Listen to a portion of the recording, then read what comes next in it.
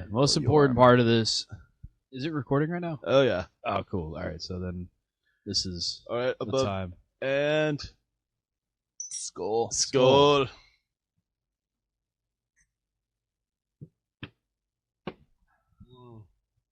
Good stuff. So this is, I guess, episode 3 or 4, depending on file exportation speeds. 3.5. Yeah, Okay. episode 3.5, Vantage After Hours. We're here with Matt. Tanner. and Andrew, and man, we had some interesting conversations at the bar today.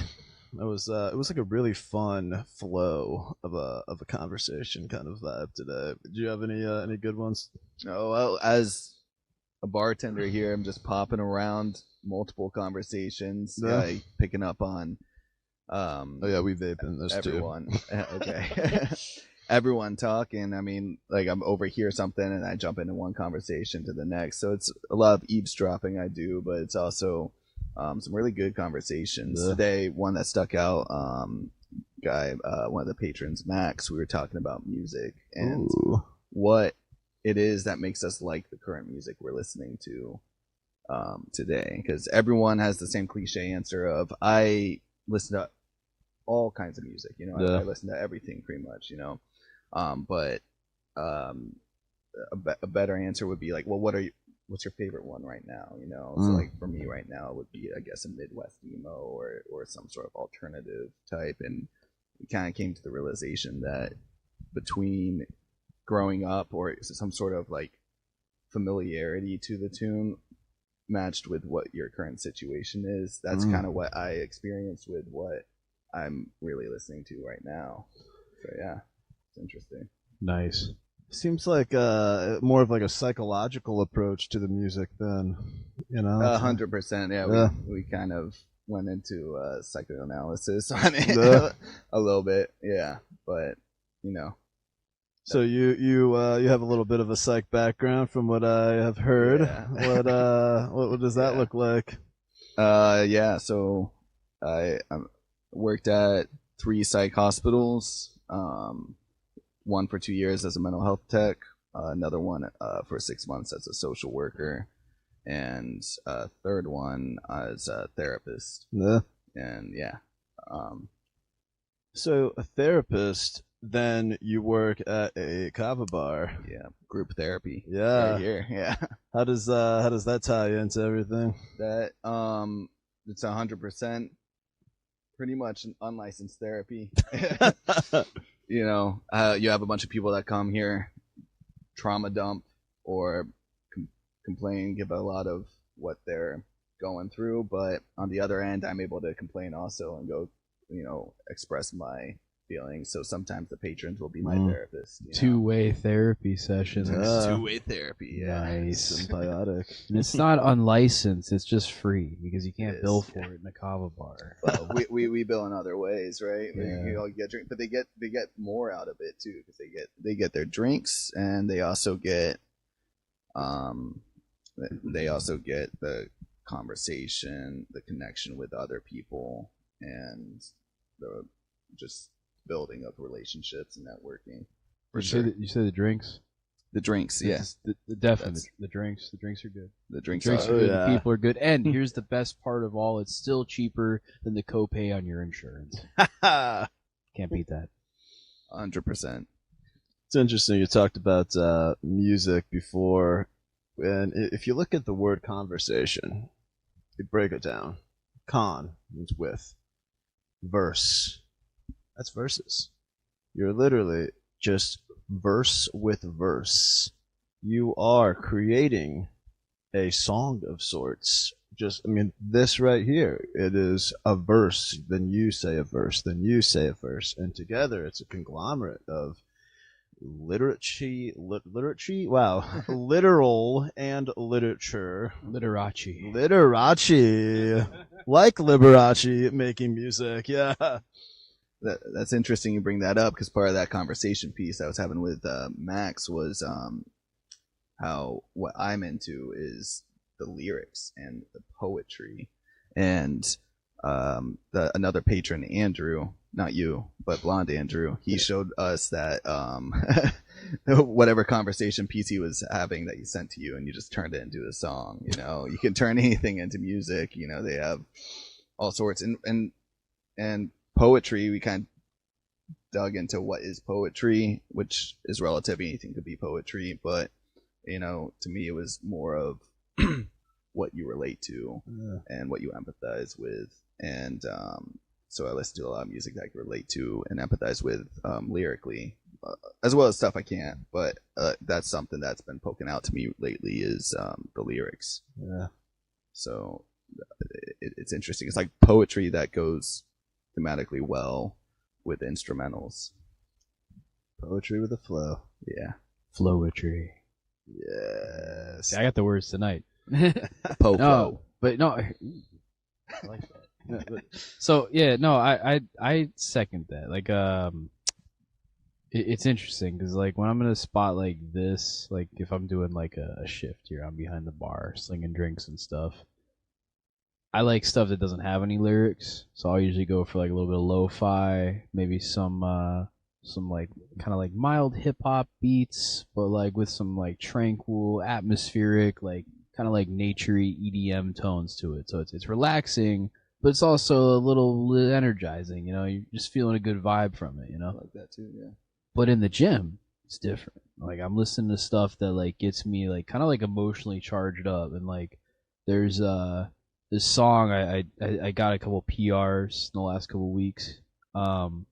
This song, the band is called The Halo Effect, and it's a metal conglomerate band. From it's got like a bunch of like Swedish death metal artists that all like came together and like made this like super group, and they make some badass songs, man. Like one of the one that I've been like just crushing PRs with. It's called the Path of Fierce Resistance. It's a play on words. Instead of the path of least resistance, it's the path of fierce resistance, and it's all about like the lyrics are just freaking nuts for it, man. It's like so relatable. It's like we're all players in someone else's game. Walk the path of fierce resistance. It's just like be your own person, like you know, just do your shit. You know, fuck everyone else's thing. Like play your game. You know, be the main character kind of stuff. It's just very powerful, and of course, you know, it's a metal song. It's just like it's just great, just a great song. Like highly recommend looking into that one. That's awesome. Yeah.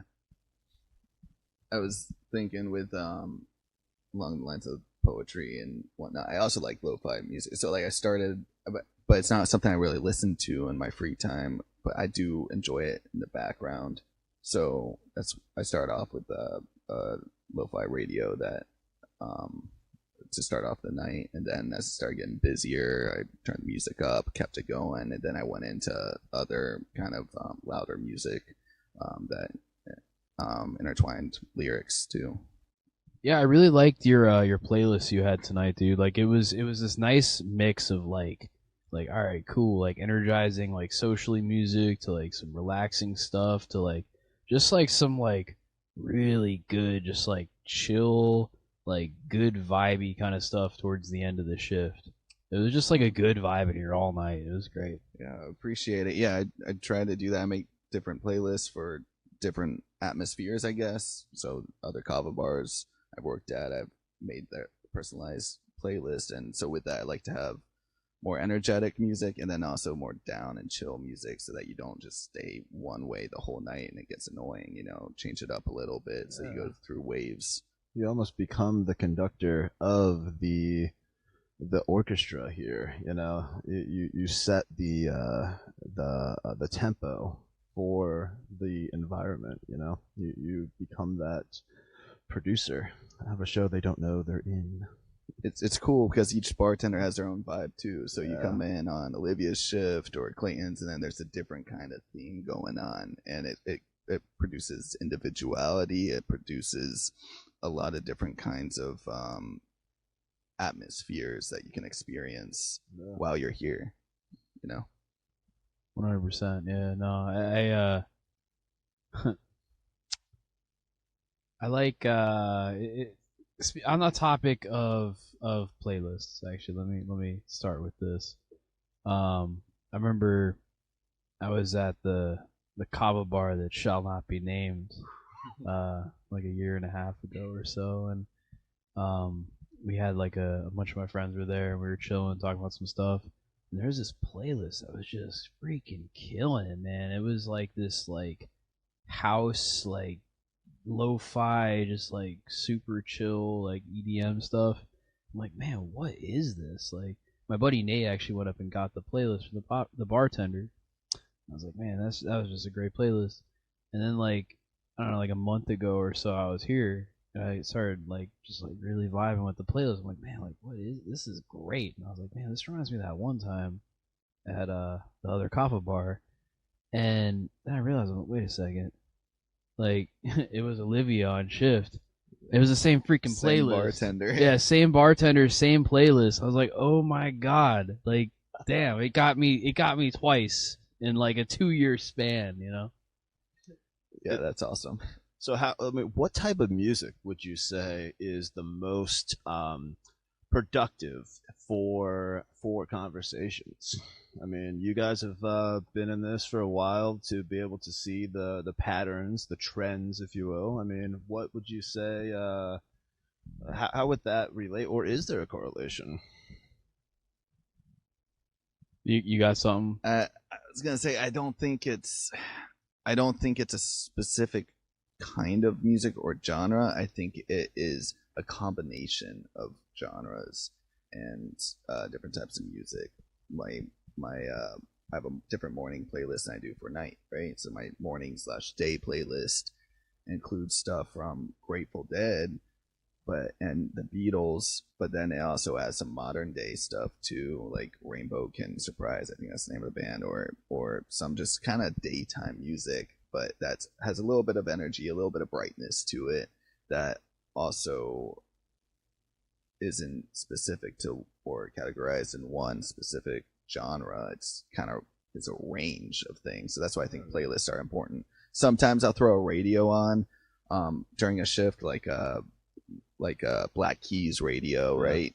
But I don't like to do that for the whole shift. I like to change it up. So if I'm gonna do a radio night, then I'm gonna make sure there's two different kinds of radios playing. And with the radio, you have slightly different genres that go in there, but you know, I want to have a couple different energies to kind of produce the atmosphere, so it's not just, you know, you're getting sick of it as the same. I want to change it up. Yeah. So you're mixing drinks and the music. You are a multiple DJ of sorts, you know. DJ and bartend, yeah. Well, it's like you told me this a while ago, Tanner. You're like, yeah, the kava tender on shift, like you're the host of the party. Yeah. You know, it's really the case. I mean, you're the DJ. You know, you're slinging the drinks. You're kind of like mixing and mashing the people together and creating like opportunities for people to meet one another. You know, it's a special position to be in. Yeah, for sure, and it's important. That's why, you know, everyone's gone to a bar which had a crappy bartender or you know, a really off put energy and mood in the room, and that's why it's important, I guess, that you have a productive bartender who's mindful of the environment, kind of read the room, you know. Yeah. I remember for those who are watching, I also was behind some kava bars in my heyday, and I remember one was in Fort Lauderdale, so you have that Spanish influence there. So I just put on a lot of like, oh my gosh, who's the guy? Pitbull songs and all that, and it literally it could turn it into a nightclub, and then, you know, daytime shift. Pop on some reggae, get a little relaxation sensation that's sweeping the nation right there. And yeah, I get what you're saying, man. Is that what you did? What kind of music did you put on? So I had a little bit of I guess it was a playlist, but at the same time, it was just me going down to Miami, hearing whatever songs that are, you know, pumping through the club speakers, and like, oh, let's Shazam that one, save that for later, and bring that to the party there. But then again, the Fort Lauderdale ideal of a kava bar is a lot different than, you know, Palm Harbor, Florida. So, you know, nobody is wanting to relax by listening to club hits. So there's another kava bar up in Cocoa Beach, reggae all day, throw a little bit of 4K surfing footage onto the big screen TV there, and just literally veg out, watch some, some chill vibes, if you will. That's awesome. Yeah, the other day I was putting on Sublime Radio and like Sugar Ray Radio, and it's a lot of similar hints of reggae in there, and it was cool. It had like kind of a beachy vibe, and that's cool to have sometimes during the day. So, I guess one of the a question would be, what would you say makes people like music? That's a thought that just popped in there. There's that familiarity aspect you mentioned earlier. I think maybe if I could add to that a little bit, it's like it's familiarity to the music and the lyrics, maybe the melodies, but it's also kind of like a solidarity with what the song is communicating and like expressing, and what you are feeling at the time. Like, does it match your current energy? And B, does it match the energy that you intend to feel? Yeah, that's my take on it. I like that. It almost becomes that segue into the next predicament. Yeah, like, well, think about it. It's like, all right, we're going to the club or whatever. We're going to the gym, like whatever. You're trying to get some energy, right? Yeah. You're gonna put on some energizing music. You're gonna get hyped up because it's gonna match that intention. It's gonna help you shift into the next gear, right? Yeah.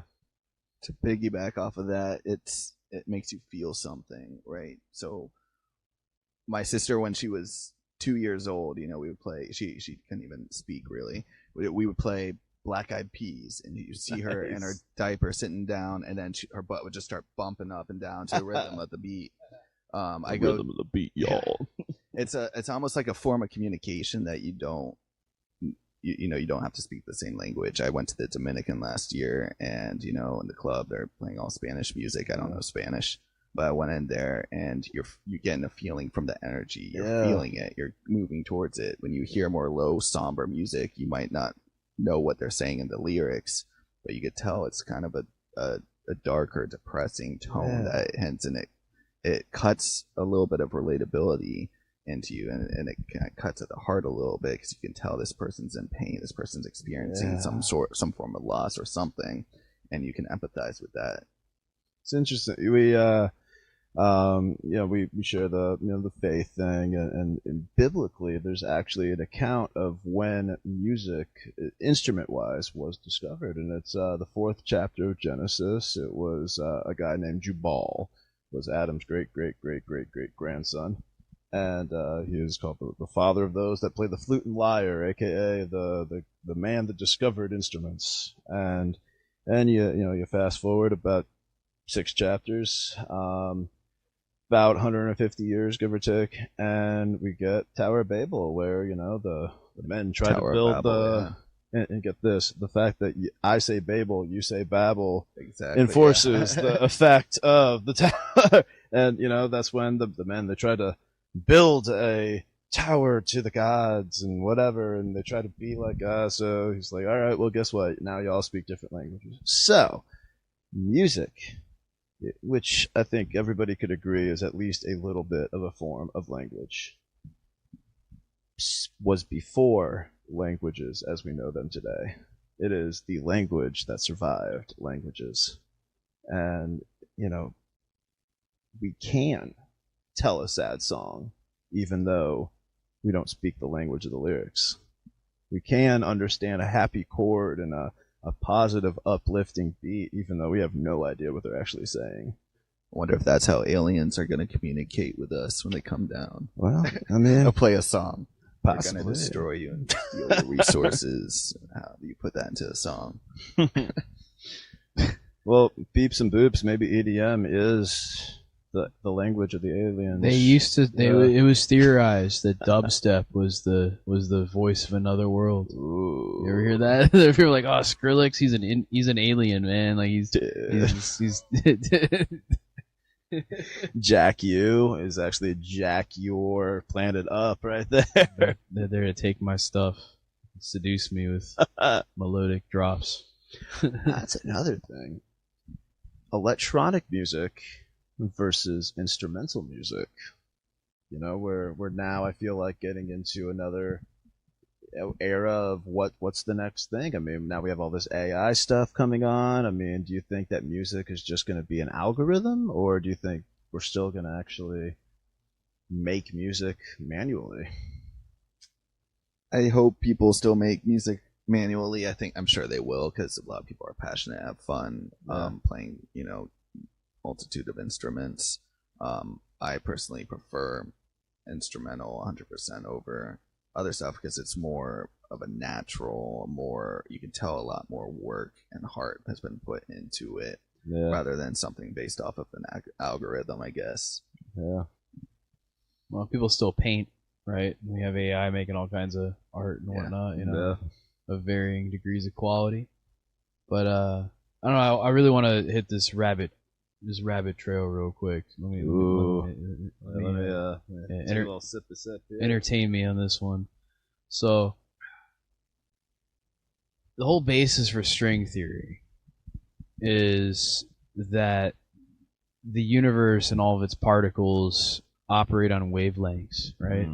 And vibrational frequencies. And so essentially, like, if the whole universe is like one really big harmonious song, right? All the individual notes are the particles and the way they interact with each other, right? And I can't explain this as well as maybe a physicist or someone would, but I'm gonna do my best. But essentially, like, the unifying theory with that whole what holds it all together is when elements are able to combine, and oxygen and hydrogen forms to make water, right? It's because, just like in a song, those two notes, the notes of the hydrogen, the notes of the oxygen, harmonize. There's no discord there. They harmonize, and just like in a song, they create a melody, which is water. And the water and the oxygen, those things harmonize to allow life to exist. It's another melody. It's the song of our existence. And it could just be some like hippy dippy nonsense that's kind of pseudoscientific, but who knows? I mean, a lot of people buy into the string theory thing right now in the theoretical physics realm. So wow. Yeah, kind of interesting. But yeah, so it could be said that the basic language of all things is music. I mean, a chord is a chord by vibrations. So I have a Honda Accord. Yeah. So you that also constantly vibrating. Yeah. If it's constantly vibrating, it might be a mechanic's visit. I don't know. It is. My engine light's on. It is. That's something I've thought about a lot. Go ahead. Sorry, I just remembered a really funny conversation I had with Gabby the other day. Yeah. So, the most adult nightmare you can imagine, right? Your engine light's on, but also right next to the engine light is a larger, much more menacing engine light that is also on. Anyway, oh my gosh, I saw this post. It was, which is a picture of an engine light, and then it says, "This little light of mine, I'm gonna let it shine." Yeah, that's I life. saw a picture one time, and it was a pregnancy test, and it said "check engine light." Shit. Carrying unknown cargo. Wow. Good old chords, good old songs. And I would say this was a fun little verbal jam sesh that we just had. Yeah, I mean, it really is. That's kind of like what a podcast is, right? It's a little jam session of the minds, you know? Yeah.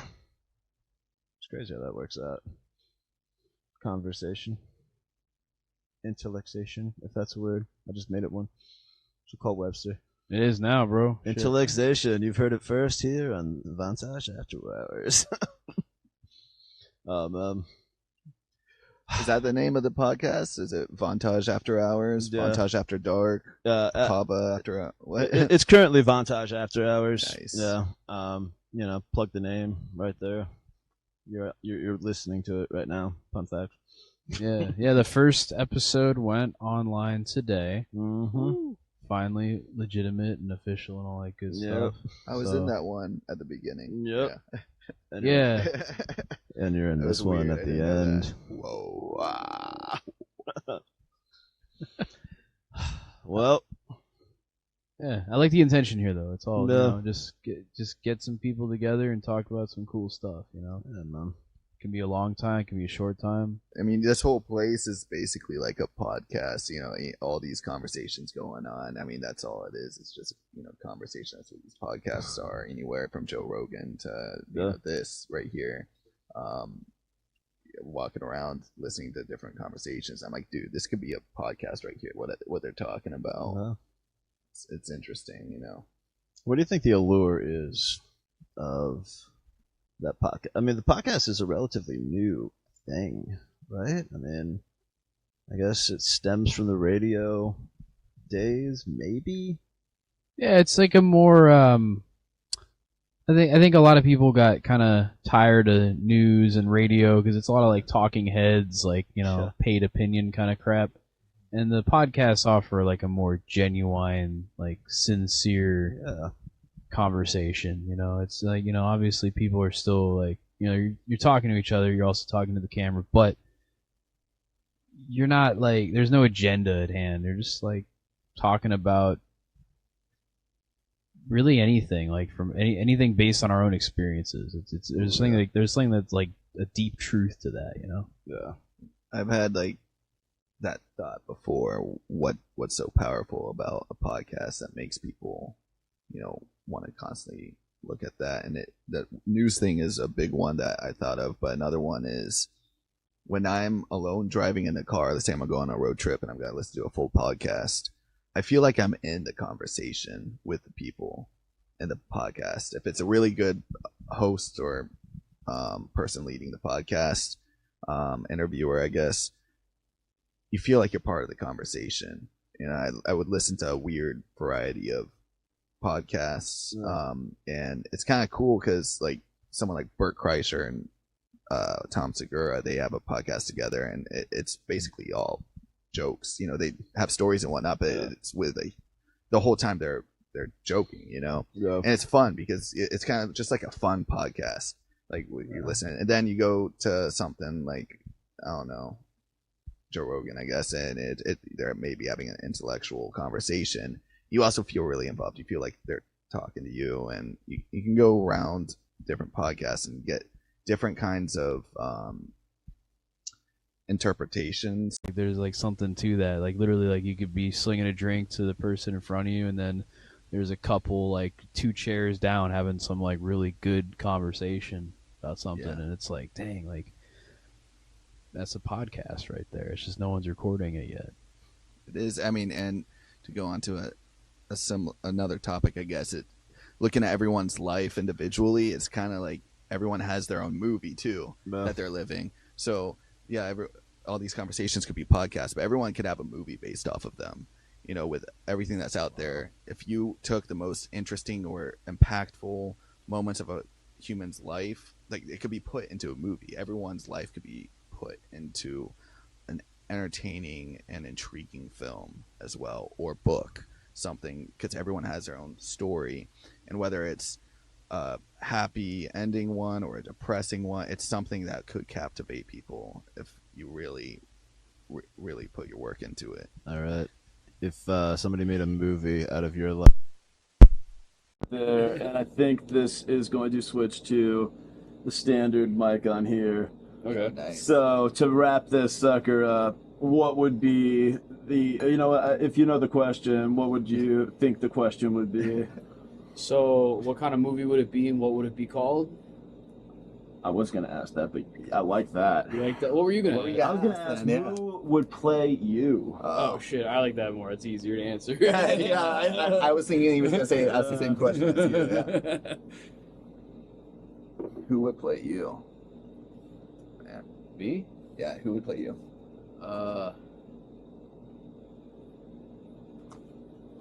Terry Crews. Terry. Dude,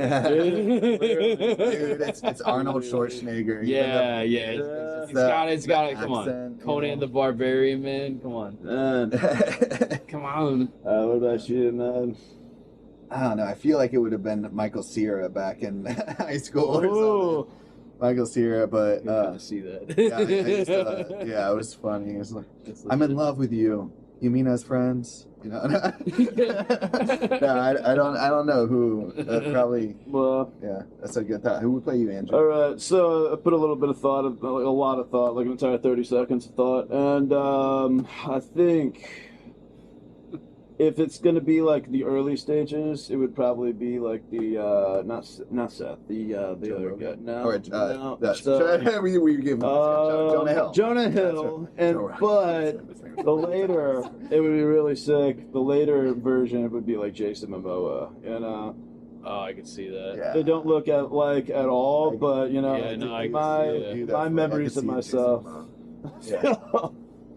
Now the title of that podcast, or not podcast, movie. Wow. All right, for me, it would be Peace, Love, and Crappiness. That's a really good title for life, right? Peace, love. The epic of a hippie in the 21st century or something like that. What about?